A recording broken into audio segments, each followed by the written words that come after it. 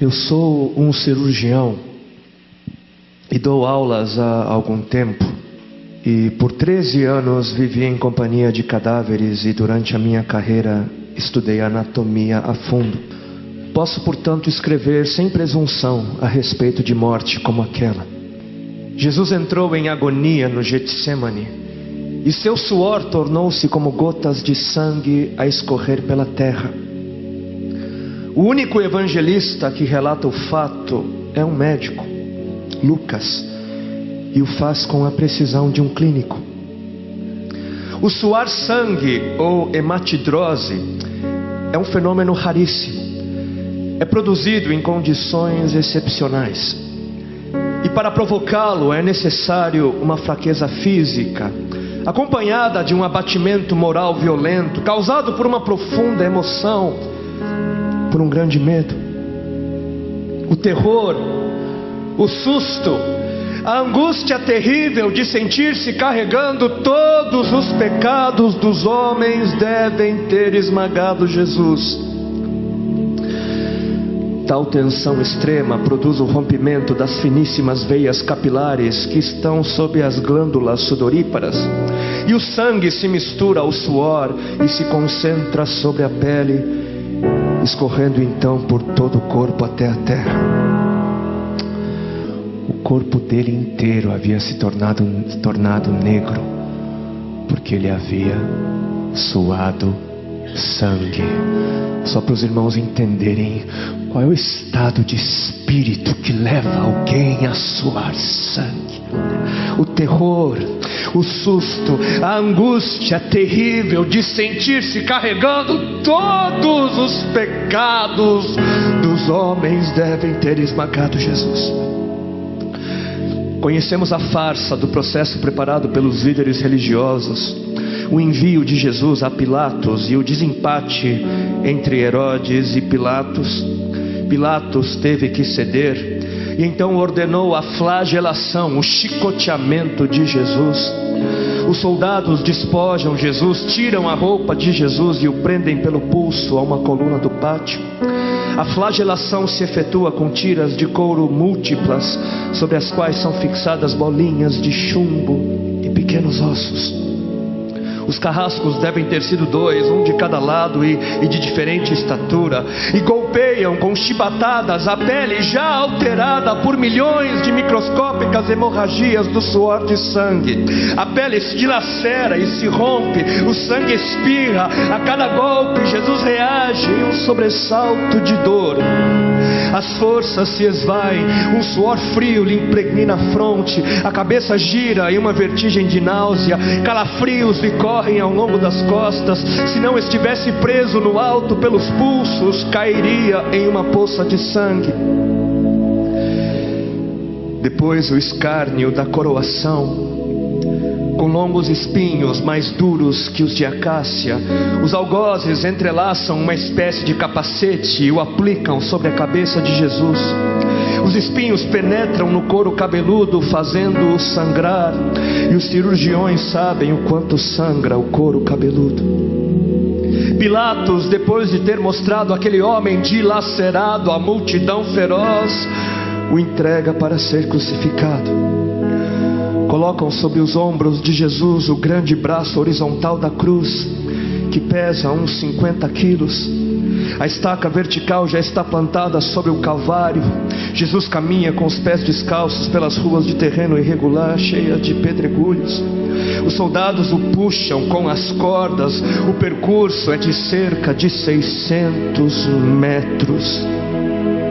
Jesus, fatigado, arrasta um pé após o outro, frequentemente cai sobre os joelhos e os seus ombros estão cobertos de chagas, de ferimentos. Quando ele cai por terra, a viga lhe escapa, escorrega e lhe esfola o dorso. Sobre o Calvário tem início a crucificação. Os carrascos despojam o condenado, tiram a roupa do condenado, mas a sua túnica está colada nas chagas dos ferimentos, e tirá-la produz dor atroz. Quem já tirou uma atadura de gaze de uma grande ferida percebe do que se trata.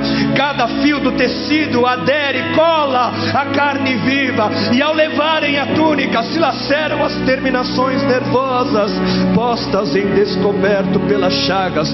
Os carrascos dão um puxão violento, e há um risco de toda aquela dor provocar uma síncope.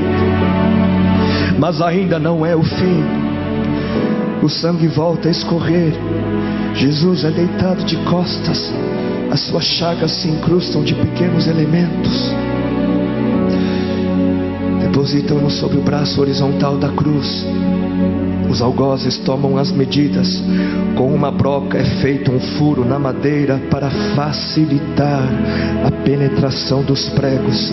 Os carrascos pegam um longo prego pontudo e quadrado, apoiam-no sobre o pulso de Jesus e com um golpe certeiro de martelo o plantam e o rebatem sobre a madeira. Jesus deve ter contraído o rosto assustadoramente. O nervo mediano foi lesado. Pode-se imaginar aquilo que Jesus deve ter provado: uma dor lancinante, agudíssima, que se difundiu pelos dedos e espalhou-se pelos ombros, atingindo o cérebro. A dor mais insuportável que um homem pode provar, ou seja, aquela produzida pela lesão dos grandes troncos nervosos, que provoca uma síncope e faz perder a consciência. Mas em Jesus não. O nervo é destruído só em parte, e a lesão do tronco nervoso permanece em contato com o prego. E quando o corpo for suspenso na cruz, o nervo se esticará fortemente como uma corda de violino esticada, e a cada solavanco, a cada movimento, vibrará despertando dores dilacerantes. Elevam a Jesus. Os ombros da vítima esfregam dolorosamente sobre a madeira áspera. As pontas cortantes da grande coroa de espinhos penetram o crânio. A cabeça de Jesus inclina-se para a frente, uma vez que o diâmetro da coroa o impede de apoiar-se na madeira. Cada vez que o mártir levanta a cabeça, recomeçam pontadas agudas de dor. Pregam-lhe os pés. Ao meio-dia, Jesus tem sede. Não bebeu desde a tarde anterior e estava desidratado pela perda de tanto sangue. Seu corpo é uma máscara de sangue. A boca está semiaberta e o lábio inferior começa a pender. A garganta seca lhe queima, mas ele não pode engolir. Tem sede. Um soldado lhe estende sobre a ponta de uma vara uma esponja com bebida ácida de uso entre os militares. Tudo aquilo é uma tortura atroz. De repente, um estranho fenômeno se produz no corpo de Jesus. Os músculos dos braços se enrijecem em uma contração que vai se acentuando, os bíceps esticados e levantados, os dedos se curvando. É como acontece a alguém ferido de tétano, a isto que os médicos chamam de tetania. Quando os sintomas se generalizam, os músculos do abdômen se enrijecem em ondas imóveis. Em seguida, os músculos entre as costelas, depois os do pescoço e finalmente os músculos respiratórios se enrijecem. A respiração se faz pouco a pouco mais curta. O ar entra, mas não consegue mais sair. Jesus respira com o ápice dos pulmões. Tem sede de ar como um asmático em plena crise. Seu rosto pálido pouco a pouco se torna vermelho, depois se transforma num violeta purpúreo. Jesus é envolvido pela asfixia. Seus pulmões cheios de ar não podem mais esvaziar-se. A fronte está impregnada de suor, os olhos saem fora de órbita. Mas de repente algo acontece. De repente algo acontece. Lentamente, com um esforço sobre-humano, Jesus toma um ponto de apoio sobre o prego dos pés. Ele esforça-se a pequenos golpes, se eleva, aliviando a tração dos braços. Os músculos do tórax se distendem, a respiração torna-se mais ampla e profunda, os pulmões se esvaziam e o rosto recupera a palidez inicial. Mas por quê? Por que este esforço? Por quê? Porque Jesus quer bradar: Pai, perdoa-lhes, porque não sabem o que fazem. E logo em seguida o corpo de Jesus começa a afrouxar-se de novo e a asfixia recomeça. Foram transmitidas 7 frases pronunciadas por ele na cruz, e cada vez que quer falar ele deverá elevar-se, tendo como apoio o prego dos pés. Inimaginável! Atraídas pelo sangue que ainda escorre e pelo coagulado, enxames de moscas unem ao redor do seu corpo, mas ele não pode enxotá-las. Pouco depois o céu escurece, o sol se esconde, de repente a temperatura diminui. Logo serão 3 da tarde, e depois de uma tortura que dura horas e horas, todas as suas dores, toda a sua sede, todas as cãibras, toda a asfixia, todo o latejar dos nervos medianos lhe arrancam um lamento: Deus meu, por que me desamparaste?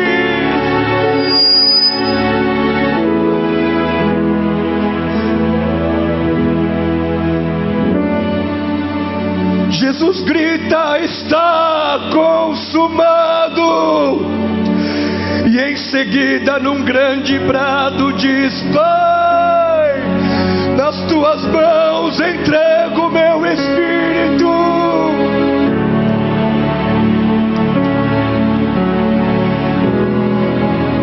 E morreu no meu lugar e no seu.